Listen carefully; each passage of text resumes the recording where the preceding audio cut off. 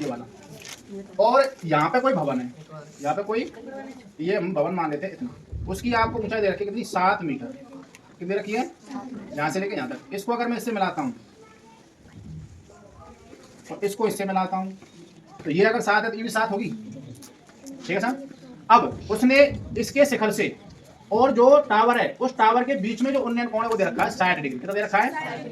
ये वाला हमारा केवल टावर है, क्या है केवल टावर, और केवल टावर की जो ऊंचाई है टोटल उसको हम मान लेते हैं कितनी h, कितनी मान लेते हैं यहाँ से लेके यहाँ तक कितना हमारे h है, यहाँ से लेके यहाँ तक कितना हमारे 7 मीटर है, तो सीधी सी बात है कितना बच जाओ यहाँ तक h माइनस के 7, कितना बचेगा h माइनस के 7।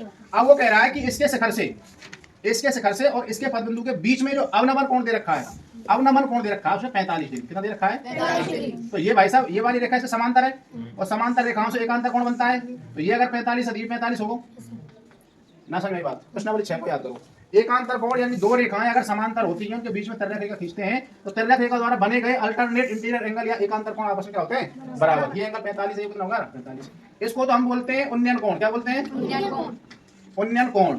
लेकिन अगर ऊपर से बनाना चाहे तो इसको बोलते हैं अवनमन, क्या बोले अवनमन।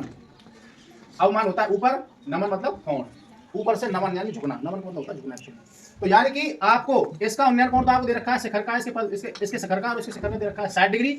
अवनमन कोण दे रखा है कितना 45 डिग्री, क्योंकि ये रेखा इसके समांतर है तो ये एंगल अगर 45 कितना हो जाएगा 45 में होता है जेड से बने उल्टा बन जाए जेड चाहे सीधो बन जाए जेड। तो जेड के भीतर जो एंगल हम उनको बोलते हैं एकांतर कोण। एकांतर कोण हमेशा बराबर होते हैं, एकांतर कोण हमेशा बराबर होते हैं। और आपके वर्टिकल अपोजिट एंगल यानी शीर्ष में कोण यानी दो क्रॉस करते हैं तो आमने सामने वाले एंगल बराबर होते हैं। आपको ध्यान में सब कराए थे, ये वाला इसके बराबर, ये वाला इसके बराबर। और आपके संगत कोण बराबर होते थे, संगत कोण बराबर होते थे। सम्मुख भुजा अगर बराबर है तो उनके द्वारा बने गए कोण सम्मुख कोण बराबर होते थे। वो सारी बात मैंने आपको बताई थी, एक बार उसका टेस्ट वगैरह लेंगे तो पूरी रिवाइज करवाएंगे ध्यान करके। फिलहाल मैंने आपके लिए आज के लिए बोल रखा है, सारे सवाल कर लेना, सूत्र वगैरह याद कर लेना। करो भाई। माना केवल टावर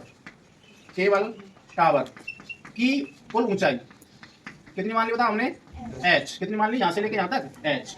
इसका नाम रख लो, इसका नाम a, इसका नाम b, इसका नाम c, इसका नाम d, इसका नाम e। ठीक है भाई, और तो कोई नहीं रह गया।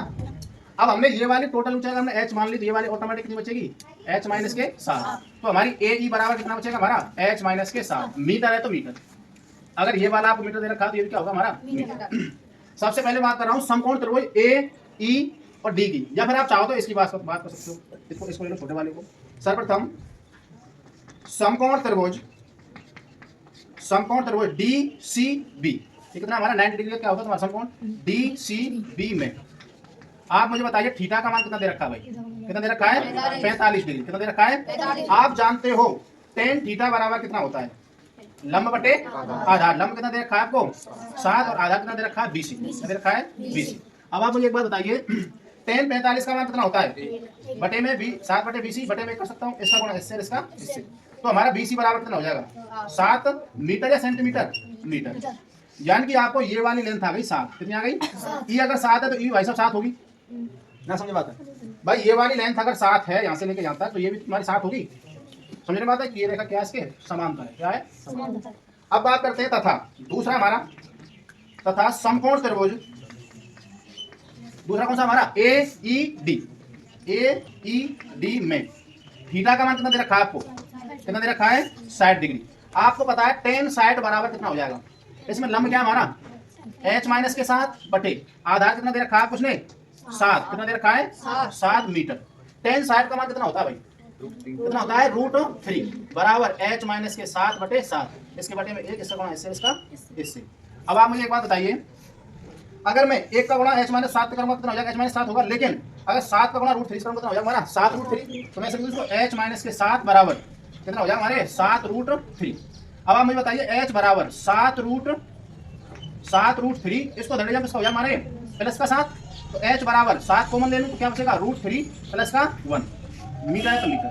यानी कि आपके h की यानी कि कुल हमारा जो टेबल टावर था उसकी ऊंचाई कितनी आ गई हमारी 7 कोष्ठक √3 प्लस के 1। यही आपका आंसर है भाई, लिख देना लास्ट में। केवल टावर की ऊंचाई